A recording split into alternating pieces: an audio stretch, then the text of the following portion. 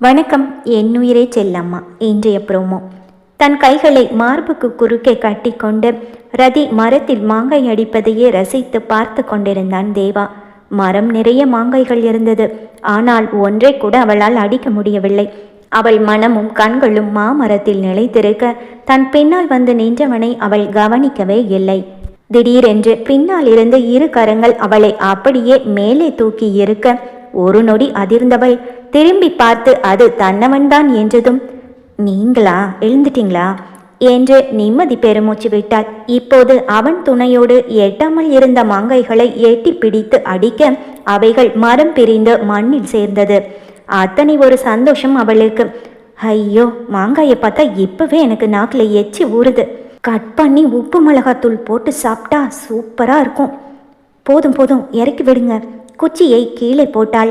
அவளை விடாது அப்படியே பிடித்திருந்தவன், போதுமா, இன்னும் கொஞ்சம் அடி என்று சொல்ல, போதும் போதும் என்று இறங்கி கொண்டவள் கீழே கிடந்த ஒரு மாங்காயை எடுத்து அதில் இருந்த மண்ணை துடைத்து விட்டு ஒரு கடி கடிக்க புளிப்பில் நாக்கில் நீர் சுரந்தது. அவளை பார்க்க தேவாவின் பற்கள் கூசியது.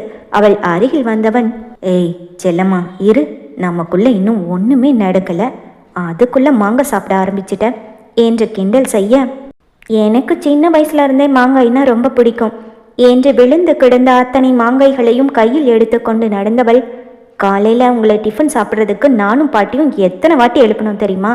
நீங்கள் தான் எழுந்திருக்கவே இல்லை, நல்லா தூங்கிட்டீங்க என்று சொல்ல, செம்ம டயர்டு, வந்து படுத்தது தான் தெரிஞ்சுது, நல்லா தூங்கிட்டேன், ரொம்ப பசிக்குதடி, சாப்பிட என்ன இருக்கு என்று அவன் கேட்க, பாட்டி உங்கள் பேரனுக்கு பசிக்குதான் என்று ரதி குரல் கொடுக்க சிரித்து கொண்டே வெளியில் வந்த பாட்டி, சமையல் ரெடியாயிருச்சுப்பா, உனக்கு பிடிச்சதெல்லாம் சமைச்சு வச்சிருக்கேன், குளிச்சுட்டு வா சாப்பிடலாம் என்று சொல்ல, சரி பாட்டி, ஒரு அரை மணி நேரத்தில் வந்துடுவேன் என்றவன் துண்டையும் சோப்பையும் எடுத்துக்கொண்டு வெளியே நடக்க அவனை புரியாமல் பார்த்த ரதி, எங்க ஆத்துலையா குளிக்க போறீங்க என்று கேட்க, இல்லை பம்ப் செட்டில் என்றான்.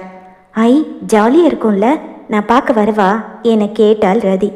என்னத்தை பார்க்க போறேன், நான் குளிக்கிறதியா என்று அவளை பின்னால் இருந்து அணைத்து அவள் கழுத்தில் முகம் புதைத்து அவன் கேட்க,